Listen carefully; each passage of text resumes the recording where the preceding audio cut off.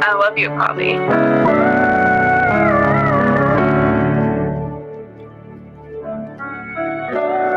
Yeah. Look. Yeah, they got it, but let's buy some land and build a family. That's a grown-up flex. Let's see a black man winning and get so upset. This is generational, inspirational, integrative though. On the rise vertically, working like I ain't made it though. This is for my people. Locker room speeches. Listen while I'm teaching, nails trying like a Kias. Stole it like I'm Jesus and brought it back like a re-up. Had to demonstrate the blessing for people who couldn't see it. Now we building assets before we splurge our cash. We was talking about the dream, dog. We heard y'all laugh. Now they talking about the team and I heard y'all last. I could never take the credit. I prefer all cash. Look, laughing at the crib cause I done turned into a bank. Probably turned into a mogul before I turned into a saint. Was just a man on his grind, then I turned it into great. Turn my struggle into hustle and you know I'm getting paid. Let's go. What's going on, family? This is Dr. J. Tayler Jacobs. What's going on, banker cousins? I'm the general of the Private Banker Society and the host of the Private Banker Society podclass.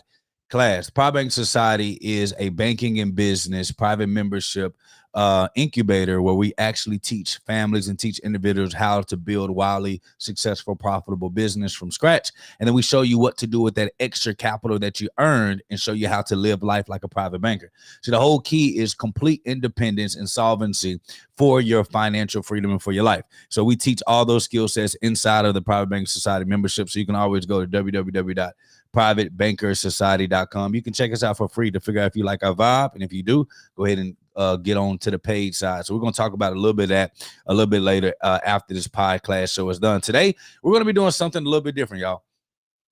Y'all need to pay attention. We're going to be doing, because I always talk about being the bank, saying no to the bank, what the bank is doing. But a lot of times what I learned when I was writing my curriculum and I had to defend my dissertation in order to receive my honorary doctorate. And I still had to defend mine. I don't know what everybody else is doing, but I had to go the other way. But anyway, when I had to defend my dissertation, which ended up being the curriculums that y'all know it to be our blueprint. Boom, boom, boom. And actually, we are in the middle. We're almost done. We just got word back from the government. We had to send in 2 more items, but the Private Banker Society, the Private Banking Blueprint, is trademarked and copywritten. We're finalizing that. We have to send a couple of more papers in. We have to send this new edition in for them to approve it. But that lets you know that the content and stuff that we teach and that we preach is uniquely and originally your boys truly. See, a lot of people can't trademark their stuff because it's not really original. Everything that I teach is original, comes from my heart, it comes from my life, it comes from my study, and our copyright and our trademark signifies and indicates that what we teach is absolutely unfiltered and original, and it can't be duplicated because people are stealing our stuff. So they better watch what they steal, because we're going to be sending Chuck in that white van to come see it. Anyway, so today we're going to be doing a little bit of this is what a lot of podcasters and YouTubers do, right? Somebody said, how can I get the books, Dr. Jake? Actually, when you join the Private Banker Society, the elite, you actually get gifted the curriculum. Right now, we're out of all physical copies, so we're going to be gifting physical copies, but you will get a digital versions of our 2 curriculums and our textbook, our 2 blueprints and our textbooks digitally when you join the Private Banker Society, the elite memberships. Okay, so let's get it. So today we're going to be doing, I don't know what they call it per se, but it is like when you do like a voiceover or you talk a reaction. We're going to be doing a reaction video to a guy that I saw on YouTube talking about the banks and how the banks work and how they function. And I thought it was pretty cool, a little break up of us being in the From Scratch series. And then also, you guys hear me all the time talk, just me by myself. Me by myself, and so is this time we're going to be able to do it.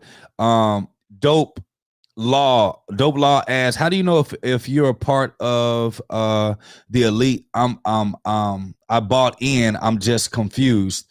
If you can get access to the elite side, if you actually follow your fast start when you join the Private Banking Society, matter of fact, let me do this, y'all that's watching, because one day you may have the same question too. So when you join the Private Banking Society, the actual free, the general side, which is just our free side that gives you a little taste of what we have, and the classroom, and in this area of how things would actually be on the elite side. This is like a taste test, how the community works. You will see that we have 809 members. Some of you all know, if you go to the beginning of when I started this podcast, it wasn't that many members a part of our society. So we're pretty cool on that. And I'm excited about that. But on your, when you go and register, when you go to switch groups, all you got to do is switch to the elite Private Banking Society group. And over here, this is when you're going to get the classrooms and everything that you need. And if you actually followed the instructions that we actually tell you to do the moment that you join, we tell you to follow step 1, step 2, step 3 as you get started. And when you go to step 1, we actually have all the steps that you actually should be taking. And then step 2, what you need to do next, and what you need to download. If you download the Bankers Map here, click it to download it, you'll actually be able to see, my computer be tripping sometimes, let's see. You will be able to see the actual steps that you take to get into the banker's house, which is where we actually invest in and buy companies and stuff together later on down the line. So just follow the steps. If you follow the steps, you won't be missing anything. I just want to let y'all know that, and everybody that join the Private Banking Society, y'all been telling people about it, I just want to say we thank you from the bottom of our heart.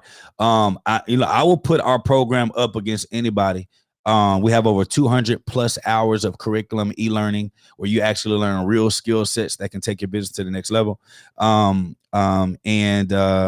so that's not the point of this moment of podcast. I was supposed to be talking about that at the end. So let's just stick right to it to make sure that nobody else is missing us. So today we're doing a reaction video to somebody that's on social media. I don't know them at all. This is actually not going to be a bad reaction video, but this is a video that's kind of talking about the same stuff that I talk about. But sometimes it is also great to hear from other people that this is not just Dr. Jake just finding this stuff out and, whistleblowing to the world. This is something that to do it. Matter of fact, Renee said it is actually an international business university. I believe the same thing. So we'll go over all that at the end for those of you that do not know what the Private Banking Society is. But let's get right into it. I'm actually excited because this is probably going to be one of my first, outside of Chris Kirkpatrick, of doing a reaction video. So let's talk about it. So we're going to be doing a reaction video on this fellow here. Don't know his name. Oh, Ryan Scribner on YouTube. We're doing a reaction video on him. The 5 secrets banks don't want you to know. Dun dun dun. 5 secrets that the banks don't want you to know. And I thought it'd be cool that we go through it together and we kind of talk about it. So if you banking what I'm thinking, let me see some B's in the chat, and that's going to let me know that we rocking together. If you're banking what I'm thinking, let me see some B's in the chat, and that's going to let me know that we rocking together and we on the same page.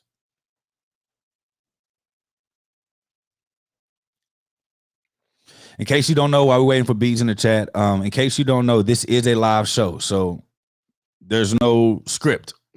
This is live. My reactions are live. My teachings are live, and a lot of my teachings come from the top of my dome. I really don't do a lot of prep work before I do a live class because I know what I'm talking about, so it's easy for me to kind of talk about it. Okay, so let's get it.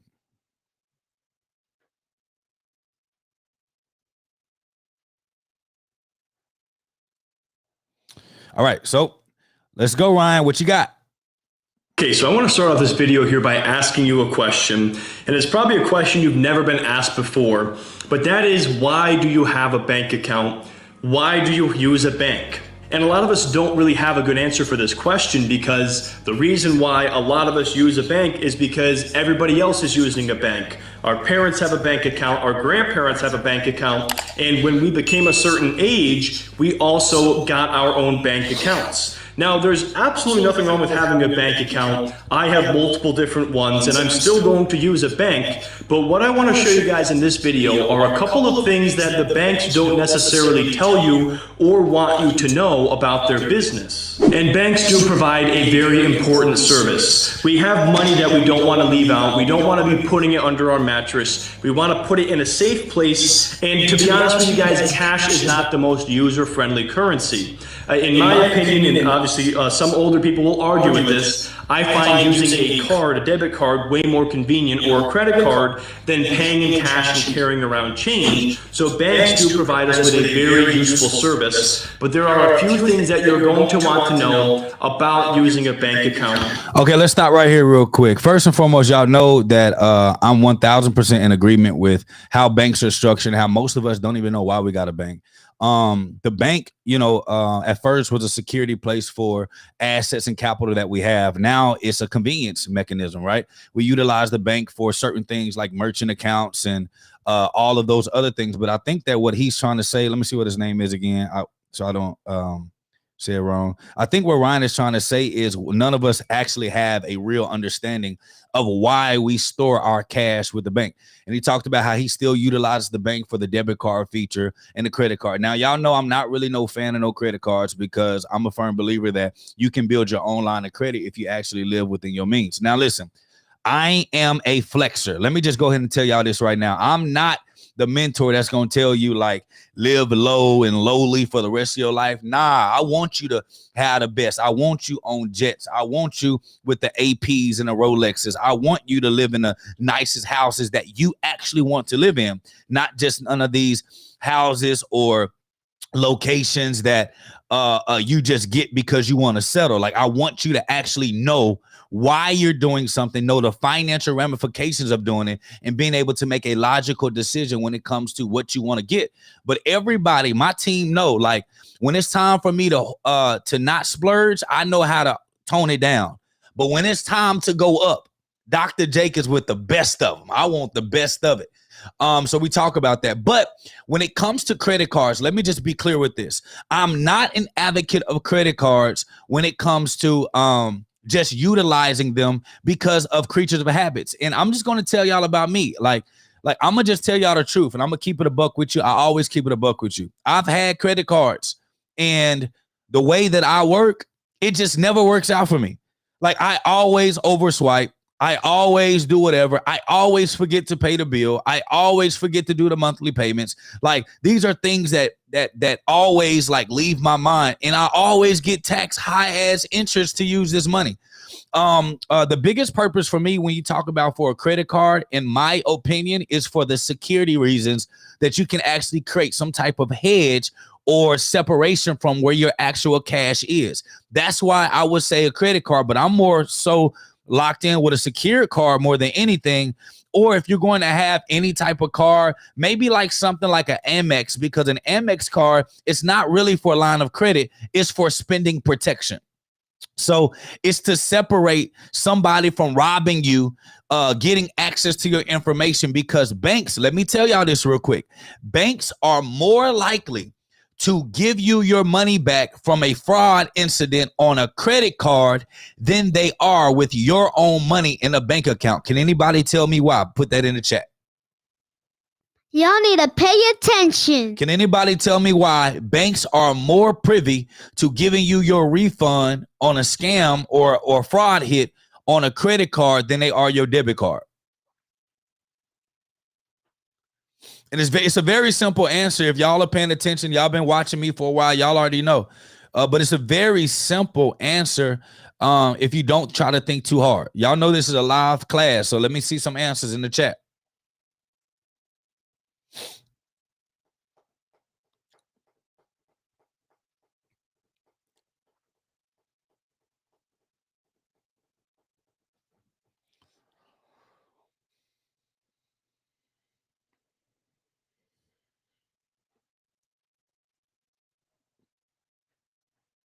It better serves their interest. Yazi, we're almost there. We're almost there, Yazi. That answer, I'm gonna show you what Yazi said. Yazi said, it better serves their interest. Okay, We're almost there. That's not quite the answer I was looking for, but we are almost there. Hope said on a credit, you will always pay interest. Okay, that's kind of similar. I'm gonna take one more answer, and then I'm just gonna go ahead and tell y'all because I really want to get into doing a reaction video to the rest of Ryan's video. One more.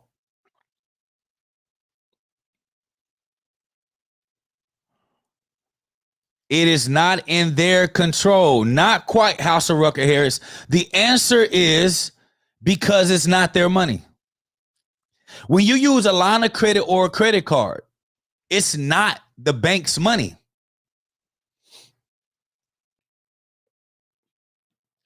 It's not the bank's money. So if somebody hits you fraud on your credit card, the bank will immediately replace that and fight that card or that fraud attack before they'll actually fight your debit card attack, because the debit is your money.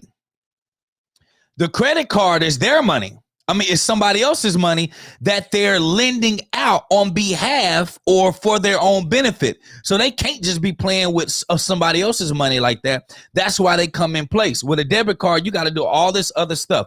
So when you talk about like protecting your money or your assets from all these online frauds that happen, that's the only time I would actually say that I would consider a credit card, but I would consider a secured card, because I know y'all be liking the points.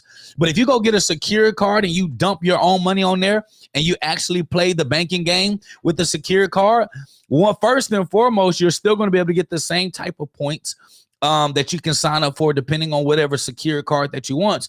And then two, you're using your own money as a line of credit because you're using your own line for a line of credit.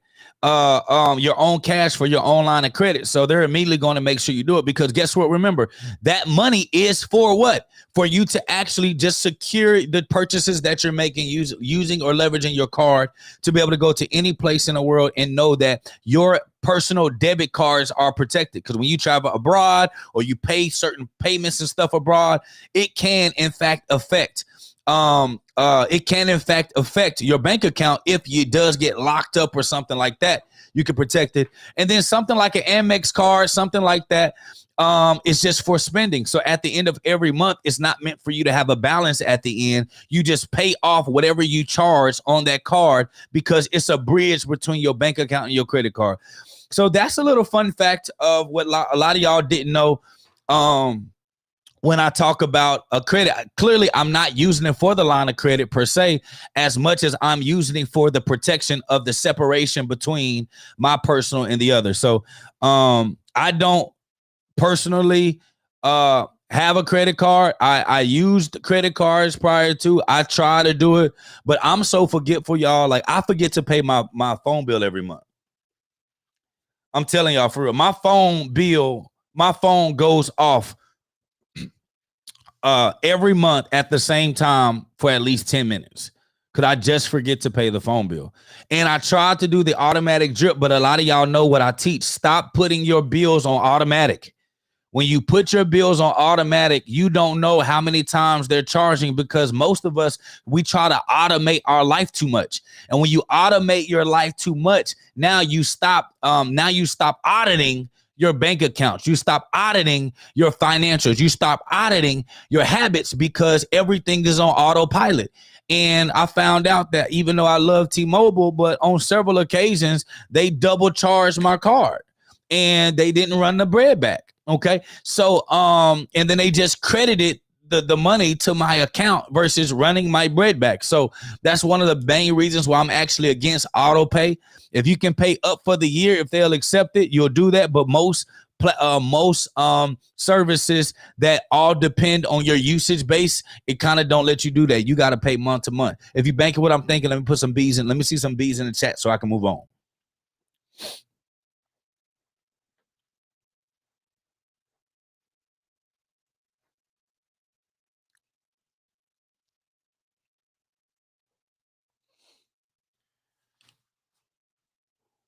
So if I would recommend to use a credit card, again, it will not be for the line of credit that you're getting.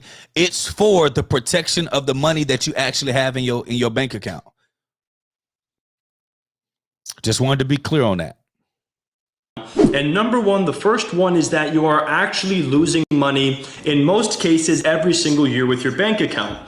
Now, I'm not talking about fees. We'll get to that later on. I'm not talking about them. Oh, I'm liking what he talking already, y'all. I have not seen this video, but I'm already lit. Stealing your money. I'm talking about something else entirely called inflation.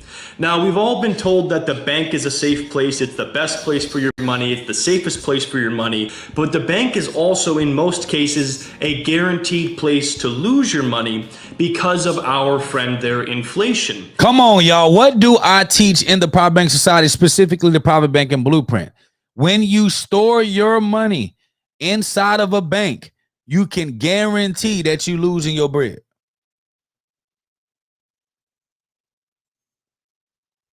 You can guarantee that you losing your paper. You can guarantee it. Let's see if he break it down the right way. And inflation is very simply an increase in the prices of goods and services over time, meaning that $100 today will buy slightly less in a year and even less in 5 years. And so what you want to do as an investor is try to keep up with inflation, and that just can't be accomplished in most bank accounts. So on average, inflation sits at around 2% per year, and we know that the average bank account in the United States pays about a 0.05% yield, meaning that sheesh, let's run that back. Today will buy slightly less in a year and even less in 5 years. And so what you want to do as an investor is try to keep up with inflation, and that just can't be accomplished in most bank accounts. So on average, inflation sits at around 2% per year. So on average, I actually clock it at a little bit higher. I think Elijah would agree. We clock it a little bit. We clock it at a little bit a higher rate inflation, but let's say it is 2%. So you get 2% is the cost of money dying.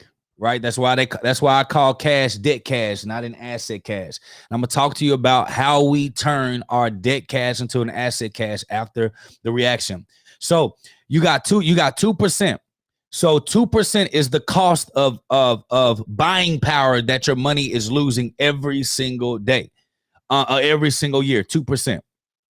But the bank gives you 0.5%. Let's make sure I'm using his right analogy. And we know that the average bank account in the United States pays about a 0.05% yield, meaning so 0.05%. So let's do this. So you're losing 1.95% of purchasing power every single year. Now, I know that doesn't sound like a lot, but let me tell you, if you compound that over years, remember, think about it.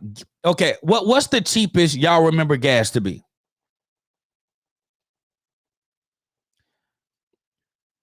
Elijah said 3.3% was the average before the economy recently went to hell. What's the cheapest gas that y'all remember? What is the cheapest gas that y'all remember? This is going to tell us a lot of people's ages. Don't lie, though. If it's 20 cents, it's 20 cents. What's the cheapest gas y'all remember? Come on, chat. Talk to me. Come on, Banker Cousins. We got to be quick. I know YouTube got a delay. Oh, somebody. Oh, he needs some milk. 79 cents a gallon, 99 cents a gallon. I remember 97 cents a gallon, 96, 97 cents a gallon. Hope says 99 cents a gallon. Wendy says 79 cents a gallon. Yazi said $1.19 is the cheapest. Creative Conscious says $1.13 is the cheapest that she's ever seen. What's going on, Landosos? Who else? So now watch this. Now, what is gas today? $1.47. What is gas today? What is gas today?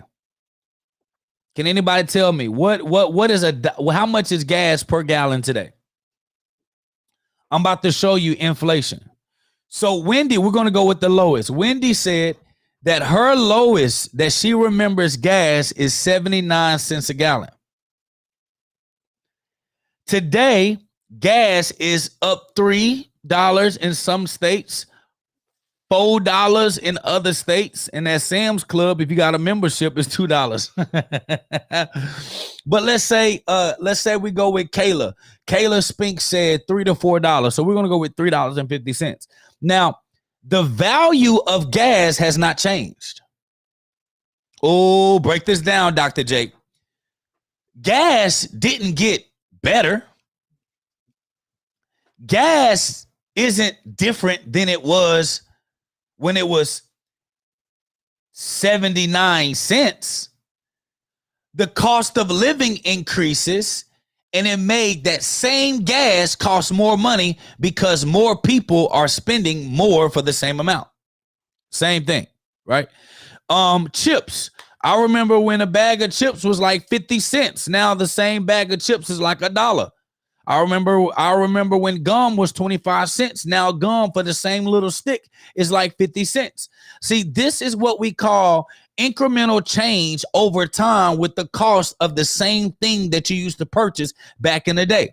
So this is why I always have arguments with a lot of people that's in real estate when they say the price of your house is going to go up because the value of the house grows in time. That's actually a lie.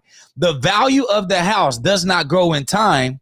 The cost of living increases. So the same money that I'm spending on the house today is the same percentile or percentage of the cost of money that it was then. It just costs more today, but it's the same money.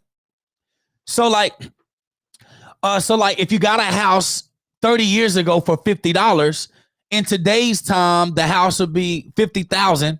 Today's time, the house would be around $149,000. Now, it did not mean that the house got better. It does not mean that people value the house even more. It just means that for the cost of living, because the cost of living increased, so did the cost of purchasing that same house today. So that's why we got to understand the difference between value increase or cost increase. And in most cases, it's a cost increase, not a value increase. Now, junk food today costs just as much as healthy food did back then. That doesn't mean that junk food is more valuable for the body. It just means that the cost of living has increased. The more people make more money, the more that there's an influx of capital or cash in the marketplace, and the more that these businesses can charge for the same product that has the same value and it has not changed. Okay, so when you're making more money and the cost of living is increasing with the money that you make, that's why $100,000 in the 1970s is not the same as $100,000 in today's time. In today's time, $100,000 is much more like $50,000, $60,000 a year. As it was as in comparison to the spending power back then. So when we talk about the differences as it pertains to cost versus value basis, that's why if you just store your cash inside the bank, when we say it's losing value every single day and every single year, that's what we mean. You're losing your ability to purchase something at the price point that it cost.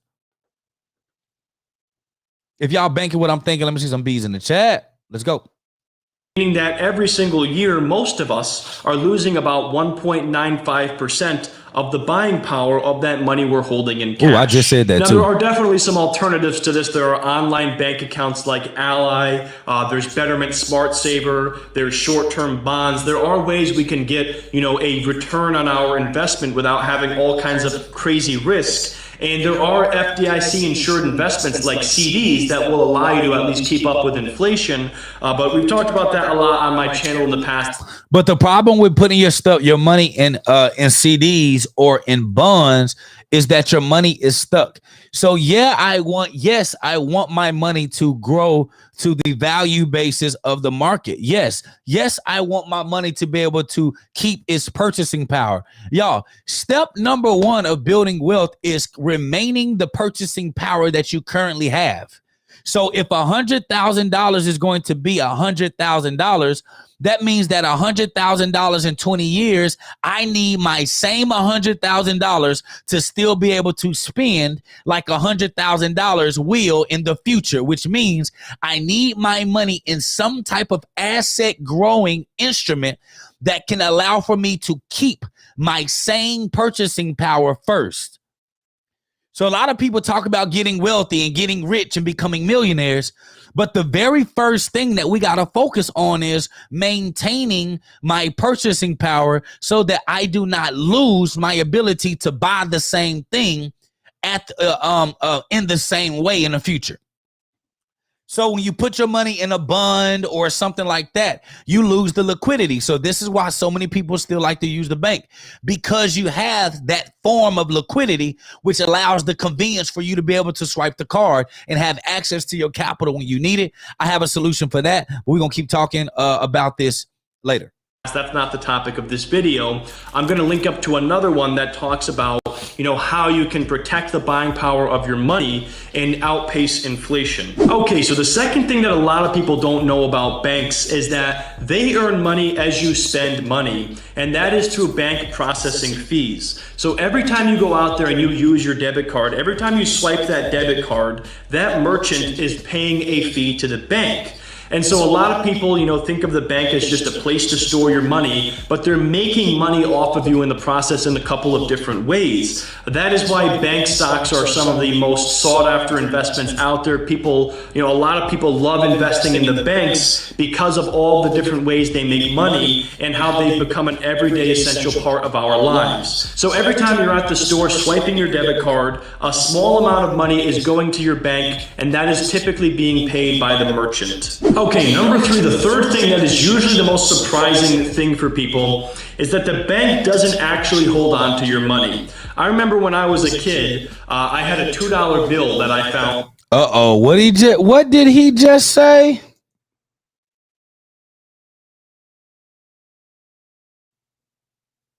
All the different ways they make money and how they've become an everyday essential part of our lives. So every time you're at the store swiping your debit card, a small amount of money is going to your bank, and that is typically being paid by the merchant. Okay, number three. So let's talk about this other piece, right? A large reason why. Here's a large reason why, again, that banks actually don't want cryptocurrency to come into play. Because when you have cryptocurrency, you actually can skip the middleman. Now, I'm not saying all cryptocurrency is well.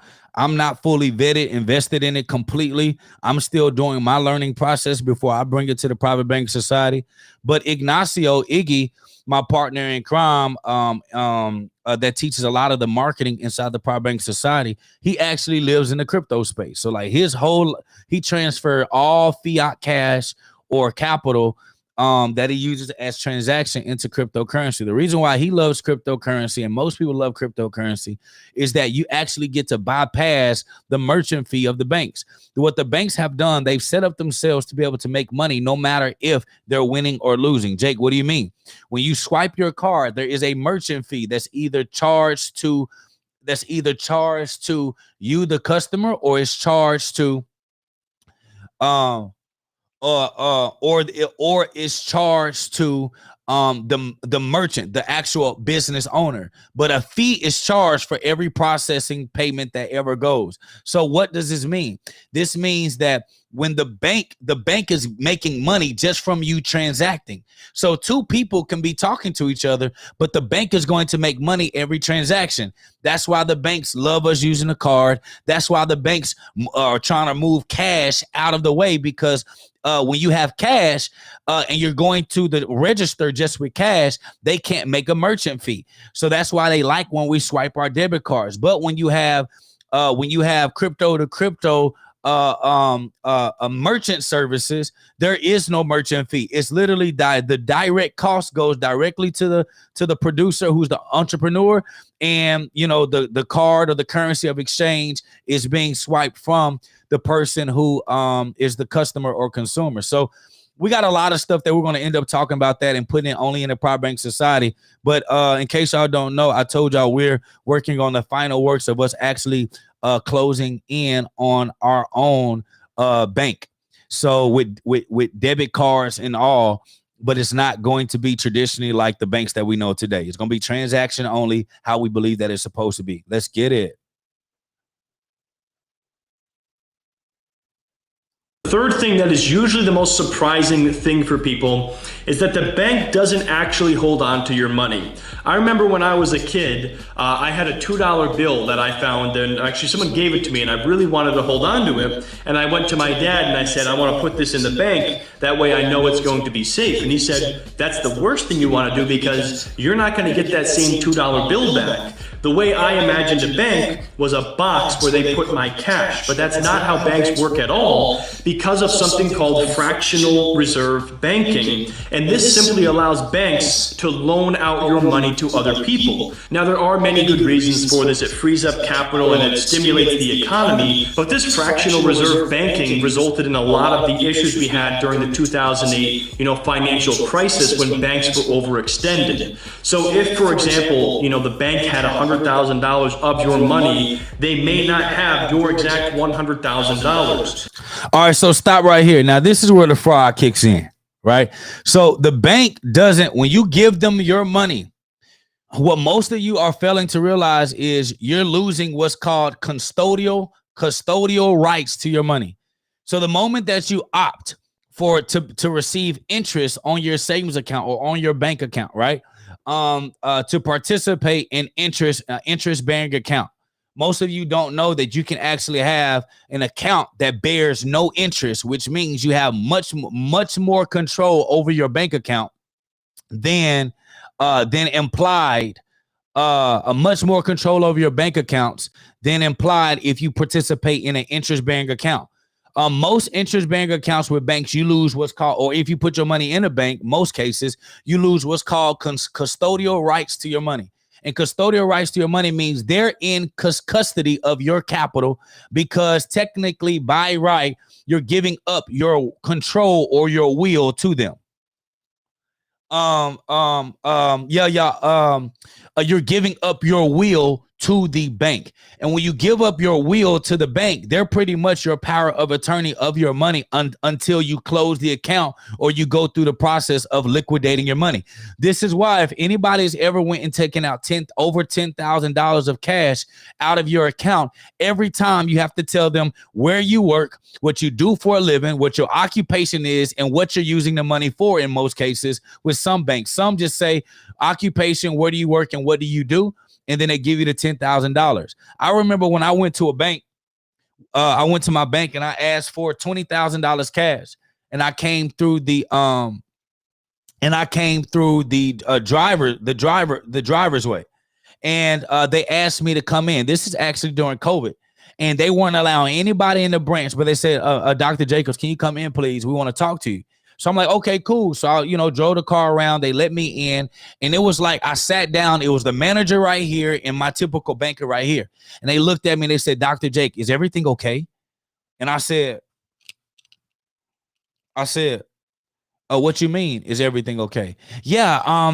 You never take out this much cash, and we want to know, like you were in the car with someone, and They looked a little disgruntled. Are you being forced to take this money out your account? Why do you need so much? Can we do a what they call that, a cashier's check? Or can we just wire it to whatever institution that you will want? Or do you have to get cash? And I'm looking like, oh, somebody, he needs some milk. I'm looking like, can you give me my money, please? In pronto.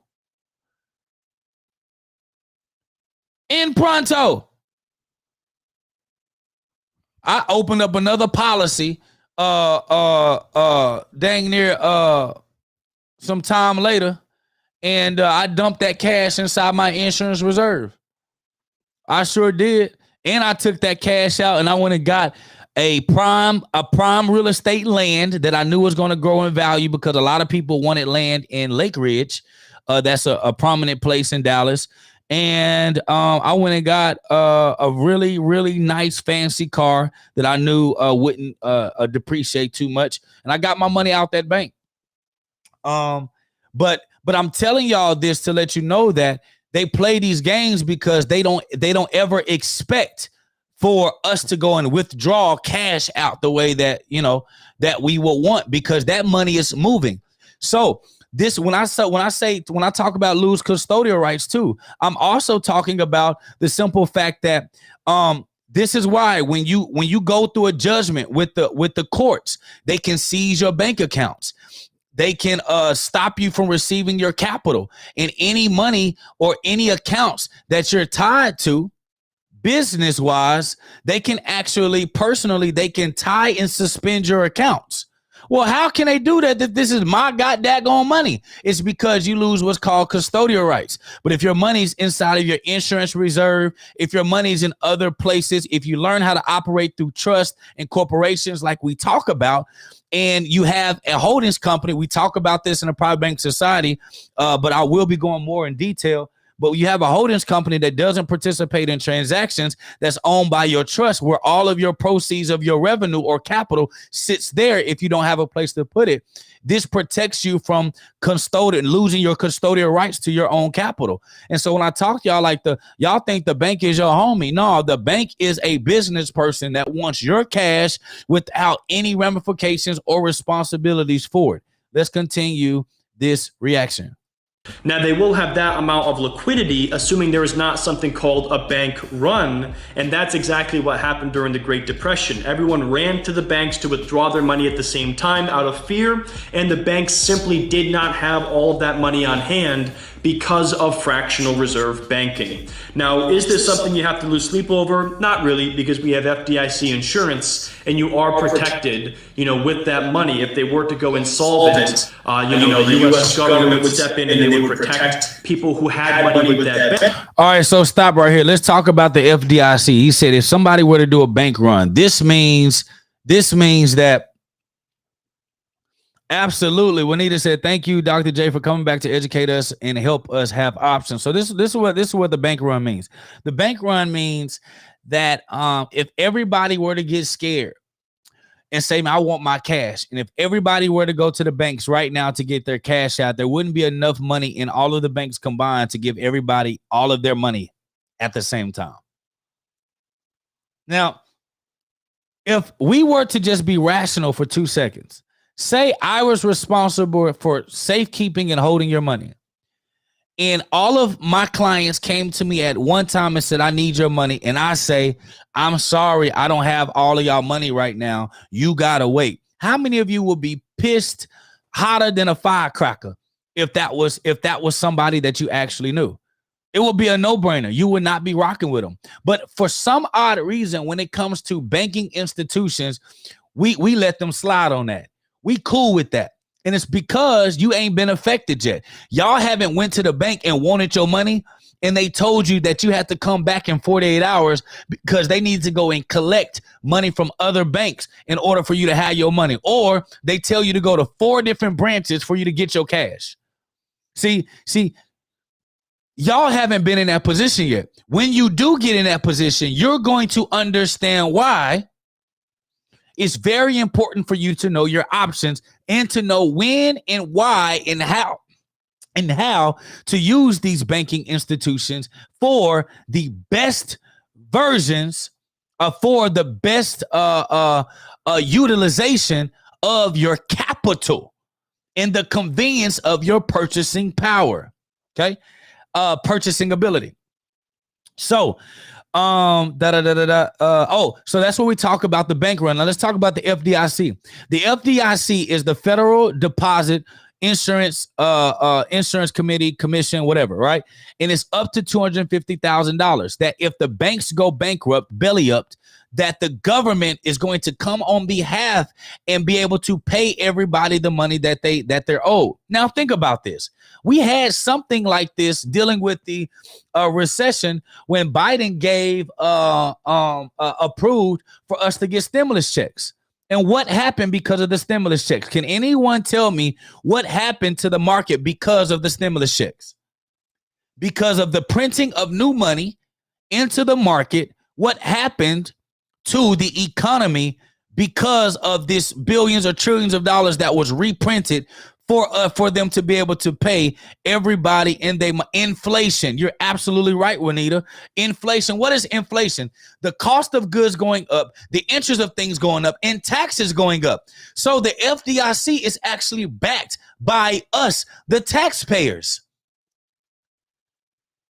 So, yeah, if the banks go belly up, the government's saying, yeah, we'll bail you out. But where they going to get the money from, Saints? Yeah, math ain't mathing. Math ain't mathing to me. No. Math ain't mathing. No. Let's keep going. Bank, but it is something that is worth understanding, is that the bank takes your money and they loan it out to other people. They loan it out in the form of auto loans and mortgages, and they collect interest on that, and then they turn around and they pay you, 0.05% yield on your checking or savings account. Number 4, this is one of the dirtiest secrets of banking, and I was just a victim of this a couple of months ago. And so they use our money to go and invest it and make money and give us 0.05 or 0.08%. Let me tell y'all something real quick. If y'all are okay with this, y'all might as well invest in Dr. J. I'm starting an investment fund. After the first quarter of next year, we'll be able to start taking investment dollars so that we can buy companies together and invest in companies together. Only for people that's a part of the private banking society. It's not for the public. So if y'all cool with that and y'all cool with 0.5, 0.05 and 0.08%, shoot, go on and give your money to Dr. Jake. If y'all cool with that, we'll be fine with that then. And I'm just going to give y'all exactly what the banks give you. At least you got your brother making money for you. You see how quick you like, hell no, Dr. Jake, you can't teach me this and still use me. Some of y'all are going to learn this information and still go back to the same practices that you're practicing. Look what Juanita said. Juanita said, no, Dr. Jake, I need a lot more.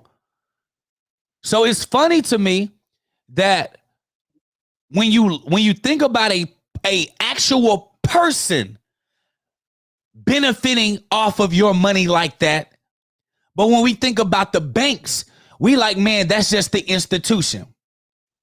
No, these banks are ran by well-organized families. So it is persons that's eating off of this. This is persons that are participating off of this. So when you do participate in this malarkey, this is what you are participating in. Let me see some B's in the chat if y'all banking what I'm thinking. And this is the fact that the banks typically wait until the perfect time to strike.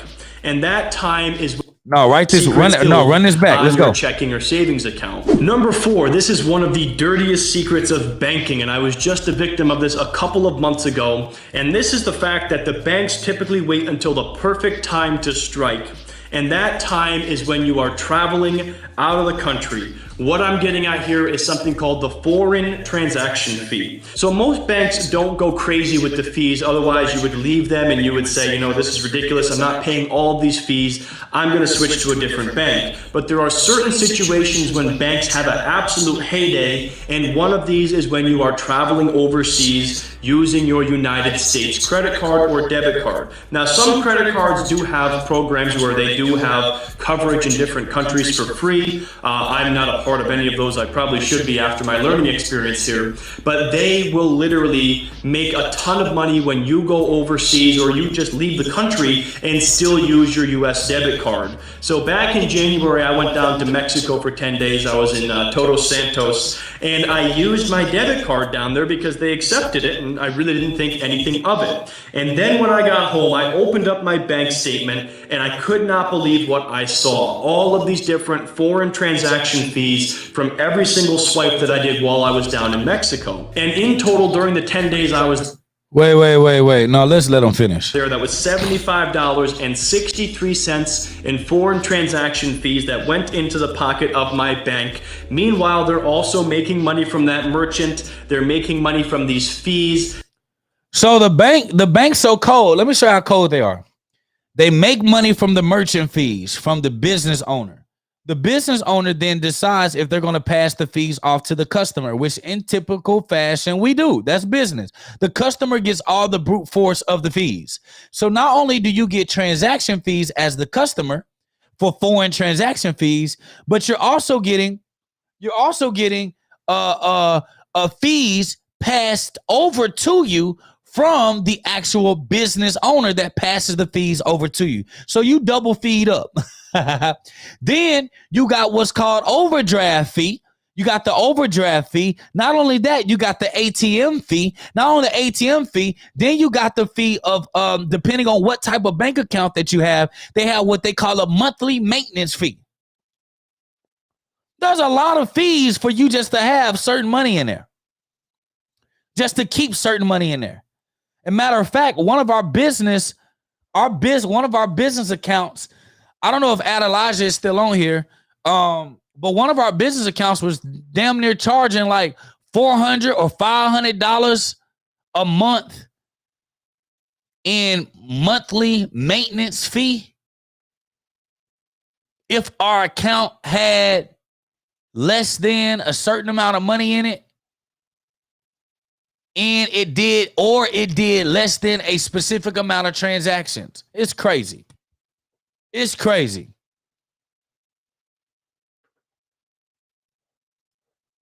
They had an absolute heyday with me. And obviously most banks are going to charge this foreign transaction fee. If you're going to be traveling for an extended period of time or traveling a lot, you're going to want to find a way to, spend your money without paying these fees. But this is one area where banks absolutely capitalize on you, is when you are traveling out of the country. And then the fifth and final thing that a lot of people don't know about banks is that they are watching you. Banks keep track of your financial activity, and they are required by the U.S. Treasury Department to report certain suspicious activity. Y'all, this crazy. So this is why when I be telling y'all, these people be on the internet talking about, what they talking about? They be on the internet talking about, you use your bank and I'm gonna show you how not to get how the government. Now I'm like, bro, y'all gonna go to jail. If you have too many transactions in your business or too many deposits into your bank account, that is not your norm. They're going to report that to the government. If you withdraw too much money, cash out of your bank account, they report that to the government. These are all things that they report to the government. And let me give y'all a small little a heads up. The reason why Wells Fargo was attacked so much was because Wells Fargo is one of the only banks. I can't talk about all their accounts, but one of the only banks that do not report, specifically trust accounts, do not report any of the transactions that go in your trust accounts. So, of course, the government, potentially competitors, don't like that the bank don't want to participate. So when you got people that's trying to trick you on out tricking the system, where you're losing your mind, you're losing your coronas. So this is why I talk to people a lot about indiscretionary trust accounts. particularly with banks that don't do a bunch of reporting on your transactions, because what you do with your transactions should be personally your transactions. So when you do put your money that you make, it goes into your bank account, you expense all that money out, dump it inside your insurance reserve. That money is pretty much gone, legally untraceable if you want it. Then you attach to your to your insurance reserve maybe a bank account that you want to get the actual money from, or when you borrow against it, you want to get your capital, it goes to a bank account, that is not the same as the business bank account that you withdrew the money from. Long story short, I'm telling you, this wealth game, the money game, is a very simple game, but you can very simply be put in jail too. You can very simply be put in jail too. That's why I think it's very important that you understand your banker rights. That's why we built this private bank society, for you to understand your banker rights, your business rights, so that you can protect yourself in your rights for privacy. I see so many people talking about indigenous and I'm sacred, or I got money, I'm sovereign and I don't operate by these laws, but you still go and open up a bank account. You can't be sovereign and still subjugate yourself to the very system that you're in. So what I tell people is true sovereignty is full financial independence. True solvency is full financial independence, where you're actually protected, your money's protected, your wealth is protected. And this is a number one reason why a lot of the wealthy people that actually hoard or keep their cash in an actual bank for transactions, they use offshore bank accounts, or they have started to transition to crypto bank accounts. And that's a whole nother conversation for another day. And it's not at today's time.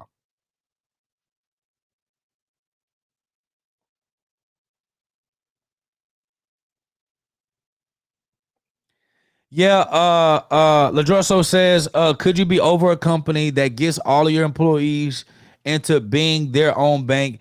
Is that better than a retirement fund? Listen, I'm not going to say what is better than and what is better than not. What I teach people, I teach apples to apples. Putting your money inside of an insurance reserve to actually practice a safekeeping of your capital. Your insurance reserve is apples to apples, like a bank account. It's a savings account. It is not an investment account. Yes, you make interest. Yes, you make dividends. But for the most part, it's for you to be able to keep up with the purchasing power of your dollar for tomorrow's future. That's the piece. Inside the private bank society, in the elite, we actually teach you the strategies that you need to deploy after your money goes into your private hedge or your warehouse. So you think of your insurance reserve like a warehouse that protects your buying power. What you do with that money grows your actual wealth today. And is hedged and protected by the death benefit. So when people are teaching us to dump our money inside of insurance reserves because it's some type of investment machine, it's a freaking fracking lie. There is no investment. There's no insurance reserve that can outpace a very profitable, extremely suitable, or well-ran business. Not one. Or even outpace somebody who knows what they're doing with lending. Or even if you were to borrow money out your policy and invest into a private equity fund, and you're actually engaged with the investments that happen, there is no return on investment that brings you more power. So don't let these people lie to you. And that's not the concentration of our teaching. Concentration of our teaching is a hedge machine. From the hedge machine, now you can actually start playing the wealth game. If you bank what I'm thinking, let me see some B's in the chat. Let's go back to Ryan. To the IRS. And now this is obviously in place because of a lot of shady stuff that was going on back in the day. It had to do with money laundering. And back in 1970, they passed this Bank Secrecy Act, which essentially strong-armed the bank and forced them to report activity over a certain dollar amount to the IRS. That way they could look into it when it came to the time of year when you're reporting your taxes. So if you... My bad, y'all. Withdraw or deposit more than $10,000 into your bank account in the United States, that activity is being reported to the IRS. And if you were to be audited, they're going to be bringing that up, and they're going to say, okay, large sums of money went into your account or went out of your account. We want to ask you why exactly that was. What were you doing with this money? And are you paying taxes on it? Do you have any kind of illegal stuff going on in the background? And so that is something you have to understand as someone who uses. Yo, this is why so many people get caught up. And we get lost in the sauce, and I should have been doing side by side like this the whole on time. Let me see. Man, I did not know. Telling you this, I learned something new every day utilizing social media. Wow, God's the greatest. So now when it comes to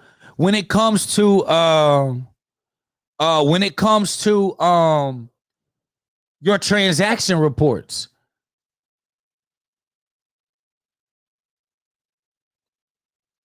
Every transaction you make can and is reported to the government. So y'all know when them people be like, I want to teach you. So any time that you get in any type of situation and you get caught up by the government, I show you how to get the money out your account, protect your cash and protect your wealth. And so if you ever get in some type of legal liability or legal fight, I can show you how to hide your money. Bro, you go into jail, sis. You go into jail. That is illegal. Once you go through a judgment or some type of you're going through that process and they're seizing control of your account, if you move any of that money, they're going to be able to check every single bank record, and they're going to track it to where you move the money to and request that you unhand it with your dirty hands, even if it is your money.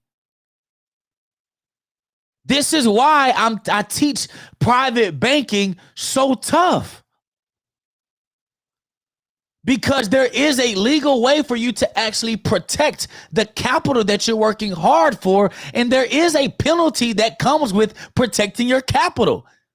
It is a cost. But when you understand how to play the game, it's easier. I'm actually a fan, I'm just telling y'all now, of some of the bank regulations. I feel like if there were not regulations on the banking system, it'll be the wild, wild freaking West. But because there are banking regulations and because they can go check reports and because they can do those things, if you were to ever have to sue somebody or go through this process, you don't want nobody to run off on the plug on you either. So I do think that there is a balance that is needed for the understanding and the utilization of the banking in some of its regulations. However, if you have to understand how to bank to know what needs to stay there, what needs to be put away, and how do you need to move, maneuver, invest, or leverage the capital that you're utilizing for your business. Let's keep going, Ryan. As a bank, your activity is being watched, and in some cases it is being shared with the IRS. So anyways, guys, I thought this was kind of an interesting video. We all take bank accounts for granted. I would say 99.9% of us have them, but this is 5 things that a lot of people don't know about banks, and I hope you guys found this to be interesting. So if you did, make sure you share this with... Boom. So look, this is why I teach, and I'm a firm believer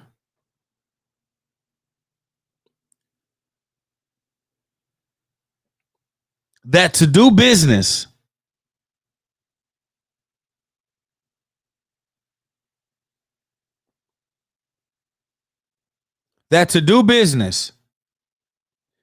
and not know how the banking system works, it's like buying a gun and dangerous weapons and not learning how to utilize it.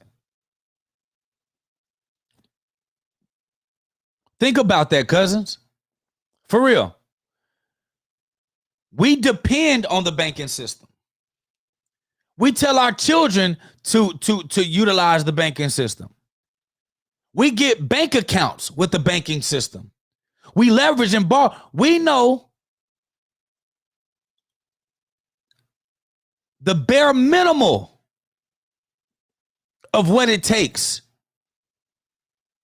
to run our business and the bare minimum of what it takes to understand your rights that you have on your journey to becoming a private banker.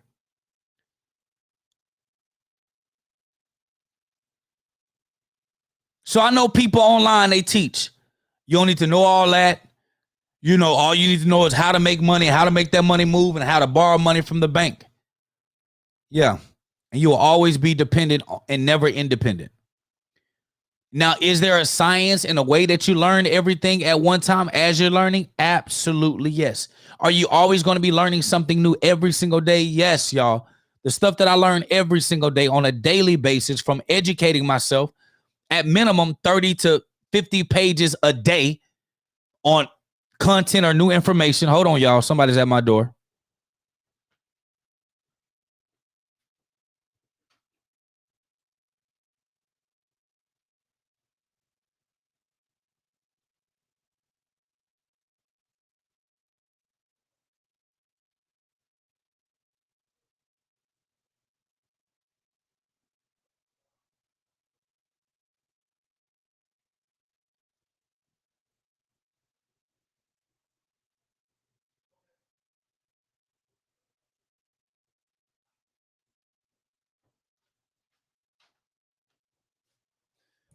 So when it comes to us understanding how to operate business and how to understand our finances, we got to start looking at every aspect of what we consider to be financially independent.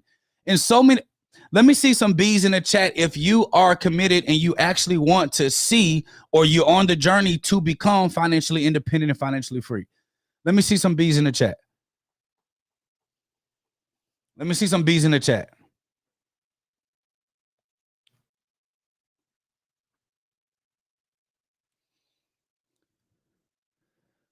So if this is the case, just learning how to make money is not enough. You have to learn how to make money, how to preserve money, how to grow money, and how to protect money. So I want to learn how to make it, how to preserve it, how to grow it, and how to protect it. So to not understand the banking system and how it functions, how can you on earth, how on earth can you protect the money that you're spending your hard-earned time to create?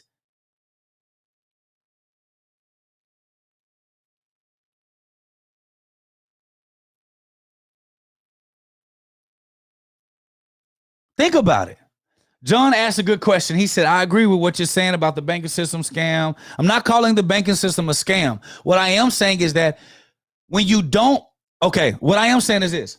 Just because I can take my wife's heel and put a nail in the wall, just because I can take my wife's heel and put a nail in the wall doesn't mean that the heel was made to be a hammer. And eventually it will cause the heel that she has to be, it'll damage the heel because that's not what it was created for. So a lot of us are complaining about the banking system and complaining about us being victims to it. And we complain about the scams. We know all the history about it. But if you don't know the inner workings of the functionality of it, you can't even be mad because you're choosing to be oblivious to what is required for you to be able to retain what you're growing. So John Warren said, I agree with you on what you're saying about banking system. However, can we trust the insurance company to pay me back after I transfer my money to the insurance company? The answer is yes. Here's why. With the bank, you do not sign a contract. You sign an agreement. You sign an agreement of usage of their services in exchange for the releasing of your custodial rights for them to utilize, protect, or grow the money as they see fit. When you sign a unilateral contract with the insurance reserve, it is a contract that can and will stand in court.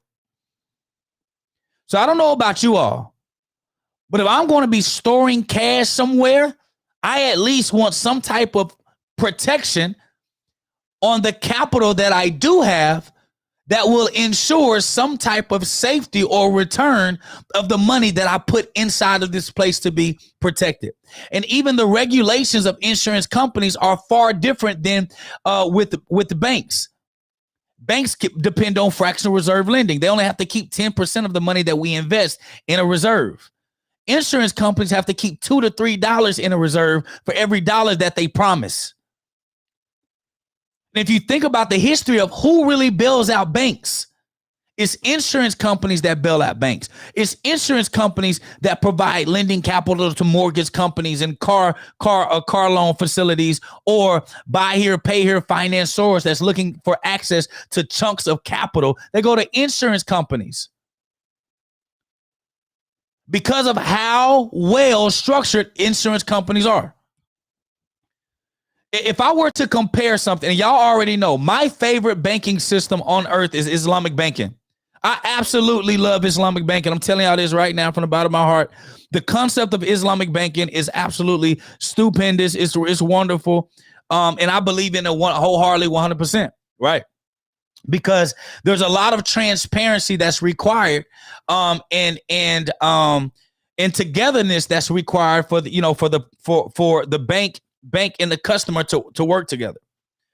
However, if you think about where I'm storing my cash, now remember I tell you, banks are for transactions. Insurance reserves is for surplus. Investments are for assets.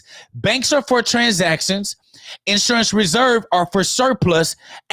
Investments are for assets. So if you understand the dichotomy or the need of each three, you understand not to put too much emphasis in one or the other. I'm not going to my insurance reserve for convenience of my debit card or a credit card or access to quick liquidity, in two shakes of a tail feather.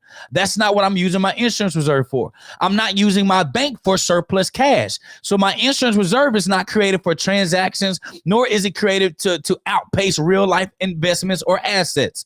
My bank is not created for assets, growth or capital or buying power protection, and my assets are, contrary. It's the same thing, right?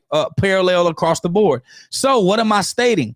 When you understand each of these institutions' benefits, you use them for what they were created to do, and you don't over leverage them just because they can do something else. Doesn't mean that they're created to do that. Y'all understand what I'm saying? Felt like this show today was good, and I actually enjoyed not having to come up with the meat of the content and just doing commentary on top of it. So if you're not a part of the Power Bank Society, you're losing out, because of the Power Bank Society. Remember, it's a banking and business private membership incubator where we teach all of the basic skill sets that you need. Why? Because first and foremost, in order to be the bank, you must have skill sets of entrepreneurship, because the banks understand that they must provide services and products in order to get our money. So in our classroom section, classroom flow skill sets, we teach all of the basic skill sets that you need to master to be a successful entrepreneur business owner. How to build a product, how product development, content creation, copywriting, media buying, sales and communication, how to build a website and funnel builder, email marketing, automation, how to launch your product and brand, leadership, team development, finances. We give you all of the basic documents that you need to run your company, with templates of job descriptions, 1099 contract agreements, employee verification letters, reimbursement forms, termination letters, client contract agreements, Schedule 1, offboarding policies, SOPs, timesheets, travel requests, disciplinary documents. So we give you all the basic stuff that you need.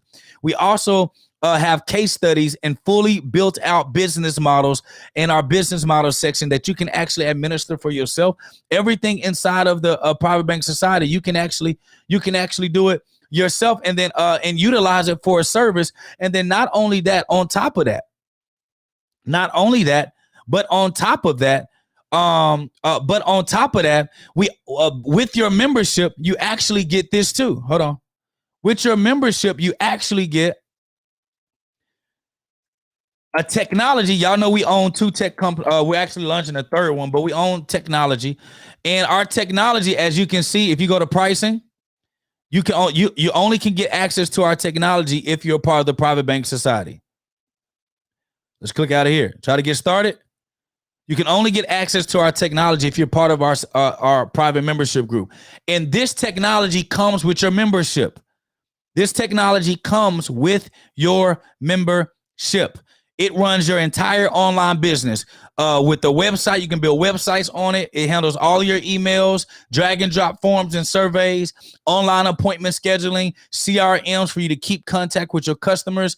It accepts payments and manages your payments. It manages your memberships, and it has real-time analytics and insights to help you run your business. So when it comes to the Private Bank Society, typically you got to go in a bunch of different places to get one thing. We give you the training. We go live 5 times a week.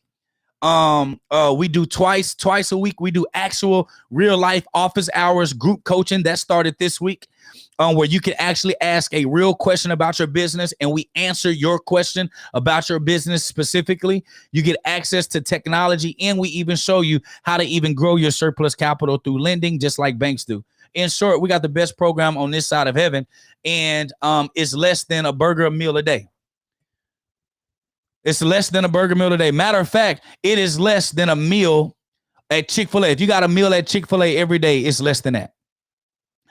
That's why we call it incubator. Most people don't have the capital to start their business, so this is our give back. Now, we can't give it to you free, but this is our give back to make sure you have everything you need, because my goal is to get y'all to the banker's house, because in the banker's house, we're going to invest together, we're going to build together, we're going to grow together, we're going to buy companies together, we're going to acquire together, but you got to catch up. So we got curriculums and blueprints.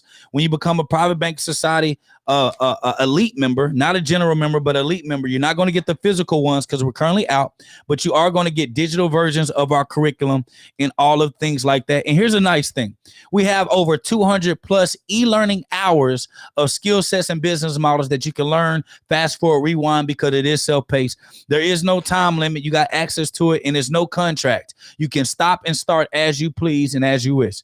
Long story short, Private Bank Society is one of the best business online incubators, international incubators that we have. We do have people internationally inside of our community, inside of our program.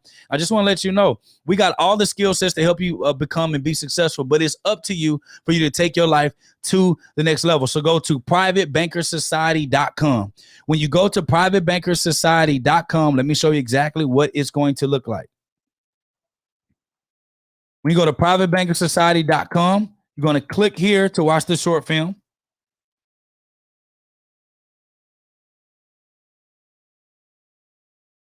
It's going to bring you directly here. You're going to, of course, it shows that I'm already a member, but when you come directly here, it's going to ask you to sign up for free inside of our general Private Bank Society group. All of the content, y'all know when I go live, you know the calendar of everything, all of the announcements. I told y'all how many times we go live. Look at how many times we go live every week. Every week we're going live, answering questions, making sure that you have access to people that know what they're doing. And then this is just a little tester classes that you can go through before you decide that you're ready to join the elite. When you click ready, that you're ready to join the elite, guess what, y'all? You'll be able to join the elite. And then currently at this moment, the elite right now is $141.50. No contract. It's a no contract right here. It's $141.50. It's a no contract membership, which means whenever you feel like you're done with the membership, you are done. But you cannot come back at the price that you left, because typically the price probably will go up. So at the moment of this video, this is the price, but I can guarantee you very soon, the price will be changing, because the information that we have in there is absolutely to die for and to live for at the same time. Listen, I just want to tell y'all this.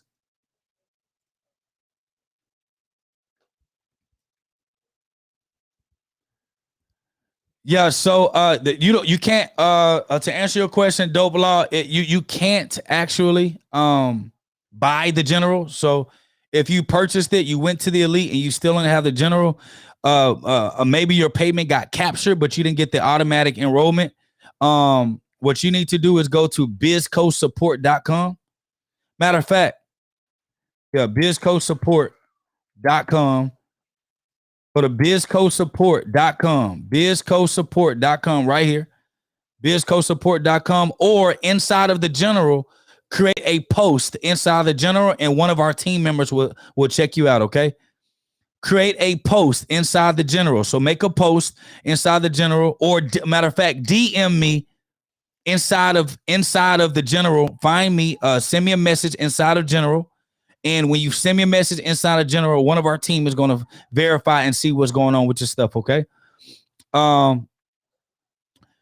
Creative Consciousness said, hey, listen, you want to jump on this because this price is absolutely ridiculous. John Warren said, okay, thanks for sharing all this good information. I appreciate you for being so transparent. Please tell me, what type of insurance should I put my money in today? Great teaching. Join the Private Bank Society and get that secret information. Come on now, John Warren. I can't be teaching y'all all this good stuff and then just, have you learn about it and not come work with us.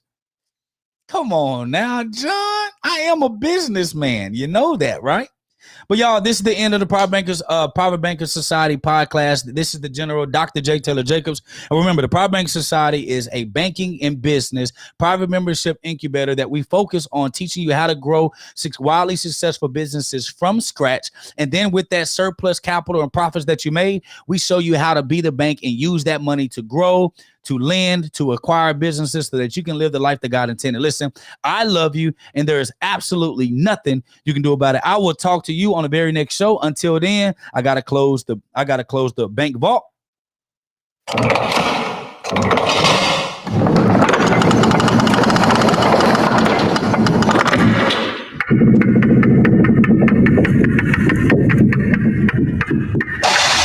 And remember, our mission is to make families great again together. I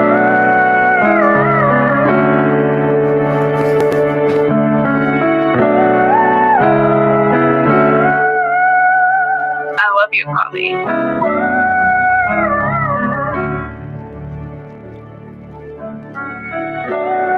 Yeah. Look. Yeah, they got it, but let's buy some land and build a family. That's a grown-up flex. And see a black man winning and get so upset. This is generational, inspirational, integrative though. On the rise vertically, working like I ain't made it though. This is for my people. Locker room speeches. Listen while I'm teaching, nails trying like a kiss. Stole it like I'm Jesus and brought it back like a re-up. Had to demonstrate the blessing for people who couldn't see it. Now we building assets before we splurge our cash. We was talking about the dream, dog. We heard y'all laugh. Now they talking about the team and I heard y'all last. I could never take the credit. I prefer all cash. Look, laughing at the crib cause I done turned into a bank. Probably turned into a mogul before I turned into a saint. Was just a man on his grind and I turned it into great. Turn my struggle into hustle and you know I'm getting paid. Let's go.